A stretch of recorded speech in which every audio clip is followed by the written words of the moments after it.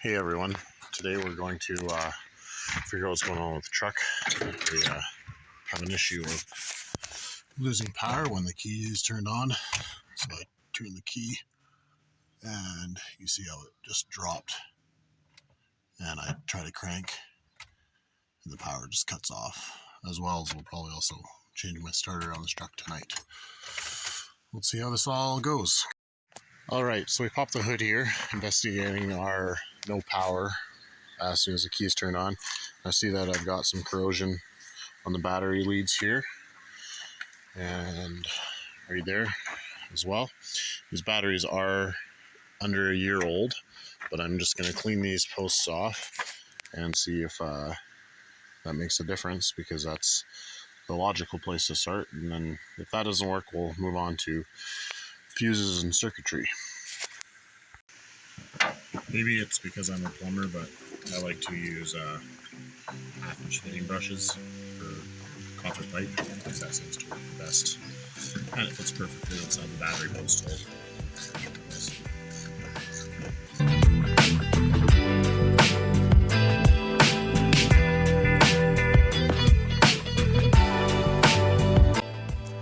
So when I took this battery post off, I noticed that it's cracking a little bit right there, as well as there's a hole in the side of the battery post right there, and one on the other side right there, with correlating holes inside of, wait for the camera to focus up, up in here, and so it means it's been arcing, which is not good. So because this has been arcing so badly, making this hole right here and one on the other side as well as some pretty good divots in there, chances are I'll need to replace this cable end at some point in time here. That's a good sign of Alright, so all the battery posts are clean on both sides, and as my brilliant father suggested, now would have been a good time to put some dielectric grease on there, but I don't actually have any, so we're just going to put it back on, and maybe I'll put some on later. Let's tighten these up.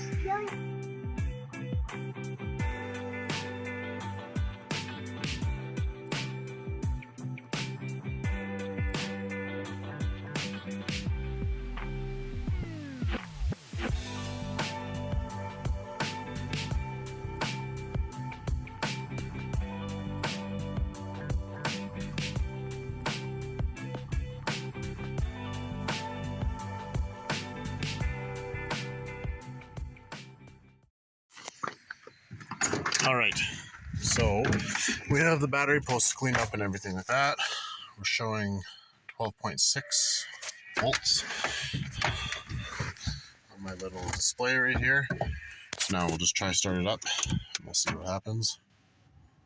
And voltage drop. On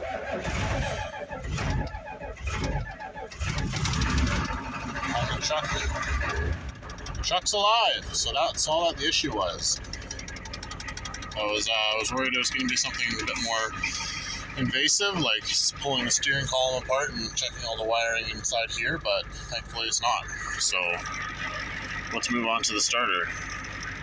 It just goes to show that it's really important that your grounds and your cables and everything like that are tight and very, very clean. So let's go do the starter now. Alright, so because it flashed up so good and easy without any starter delay, I decided actually I'm not going to change my starter out because it's like $350 I don't need to spend. I had originally thought that the starter needed to be replaced because it was getting slower and slower cranking, but that is attributed to the bad connections on the batteries, because now it just flashes up like nothing. So we'll just move on to the next thing on the list. The other thing I'm going to do is I'm going to install my Hydra stickers that I got. I'm a pretty big fan of classic marble, and I think these are super cool. So I'm going to put one on each side, right above the f350 logo, and I'll be the only f350 Hydra edition truck on the market until someone copies this. So we're going to start by cleaning the surface pretty good with some brake cleaner and a rag, and polish it up a little bit, and then we'll stick the sticker on.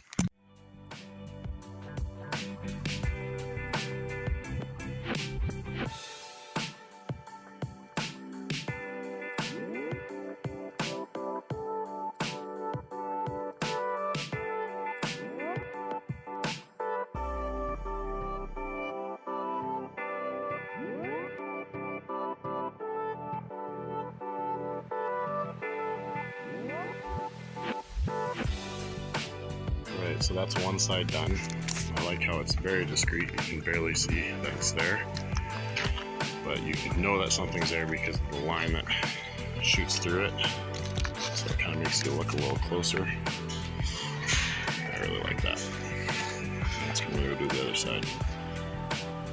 Alright, so the last thing we're going to do is replace the door handle, the plastic one that I keep on breaking, with this metal one that I just whipped up. And we'll go in there like that and hopefully stop breaking them, because I've broken like 4 of them now.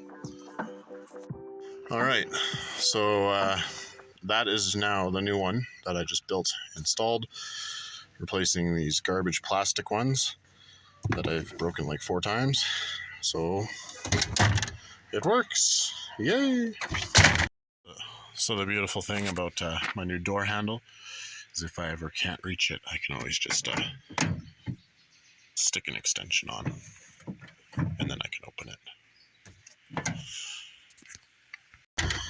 Alright, I'll see you guys on the next project. Have a good one.